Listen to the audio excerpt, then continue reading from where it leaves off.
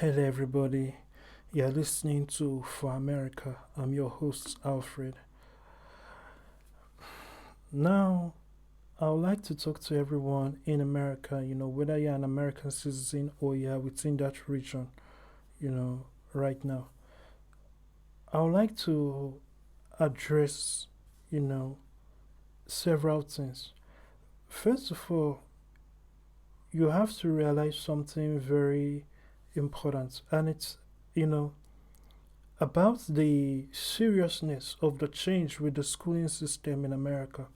The schooling system has turned into an indoctrination um, machine, you know, a machine for indoctrination and transformation. This is basically the same thing that the Nazis did in Nazi Germany, with the schooling system there and really um, change the way the young people think and how they view the world. It is very important that you begin to consider, the moves that has to be made for the permanent replacements of the school boards in America. You know, also push towards independence learning. You know, we now live in a time where people are beginning to realize, that formal education is not more important than the education itself. In other words, can you do this? You know, do you have the skills to bring forth these results? Do you have the skills to do this job? Can you do this job? It's now more important than the degree from the school that proves that you learned how to do the job. You see what I'm saying? And the formal education system, all it does, it's as far as all its good merits goes, which is now being eliminated thanks to the fact that it's now mostly for indoctrination, especially in America, In spite of that, all it does is it shows that, oh, this person learnt this for this profession. You get that degree or that diploma or whatever at the end of the day, But there is the learning on your own, or, learning from videos or reading the books, the textbooks, and, getting the knowledge and being able to do the work, So we must encourage that, because when you look at things like college debts and people talking about canceling college debt and all of that, the reality of the matter is that there should be no college debt at all.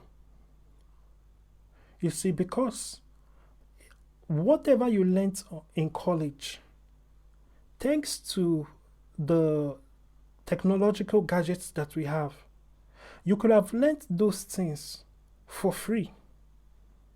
Let's say that I don't care what course it is. I would say perhaps for medicine there might be some exceptions, but even with medicine, let me use medicine as an example. Let's say you are studying to be a medical doctor. You see, you go to school and medical school and all of that. What are you doing? You go and take lessons, you listen to your professor as he teaches. You have the textbooks, there are other external references that might be given. And of course, there are practical things, that you are given the opportunity to do and to learn from the lecturer or the professor, or, the head of that department, of that medical department, Now, all those things can be recorded. All the videos of all the lectures or all the teaching that he wants to do can be recorded, and you can listen to it and learn from it. And thanks to a lot of programs, even on a site that is made with JavaScript, you can actually be tested on what you learned from every video you watched instantly, after watching it, and over time, to refresh, to see how far you remember. Also, when it comes to the aspects of the practical, let's say performing operations, the same way video games are used, the same technology behind video games, the same um, design behind video games can be used to teach people how to perform operations, could be used to teach future doctors. You see, let us say that you are taught how to perform an appendectomy, for example. In the same way, a video game can be made, and that is just a video game that will be made once that every single student will use and learn. So that saves a lot of costs as opposed to teaching different groups over and over again. So the cost of just making that game, where the the the player or the student has to get 100% success. That same thing. There are a lot of stimulation games. There are stimulation games on how to fly helicopters. There are stimulation games on how to fly airplanes. There are stimulation games on how to drive cars. So stimulation games could be also made on how to perform operations. And that is for something like medicine. You see, so a lot of all these things could be done if it comes to the fact that, okay, at a particular point, there's a final exam, or perhaps there are 3 key exams that the person has to come in person to do. So that's way the people who come and you pass those exams, after going through the program, which is something you download on your computer for free, and you get all that video games, even if it means the school using, there are so many ways to make money from it, and the school to actually provide education for free and be getting wealthier on it than it is now. So the problem of college debt is a problem of ignorance.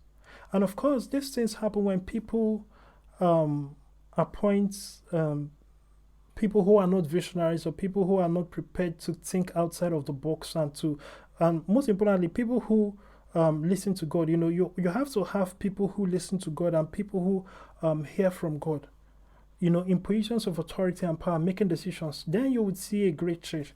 So you need to prepare for that future, and you need to drive things towards that direction, because the reality of the matter is that learning is free. It should be free. It is the educational system, the learning system that we have created, the official one, that we have put such ridiculous prices to it. And getting the government involved just creates a situation where the more the government says will sponsor the education of the people, the more the schools say, well, since the government is going to pay for it, let's keep increasing the price. But you have to realize that what they are offering can no longer stand, really. It's just like, for example, let's say Netflix subscription. A Netflix subscription costs like around $8.99. Of course, there are different prices, depending on what you are going for. But let's just put the $8.99 option. Let's say you find out that you can get legally those same amount of movies, those same movies and sitcoms on Netflix. You can get it on another platform for free, 100% free. But let's say they will play ads. What are you going to do? Are you going to still keep using Netflix or switch, and be paying $8.99 where you can get it for free? So why would you not see what is happening, especially when the Netflix, in this case, which is the schooling system, keeps increasing its price? The ridiculousness of the expense of the educational system is crazy, especially now.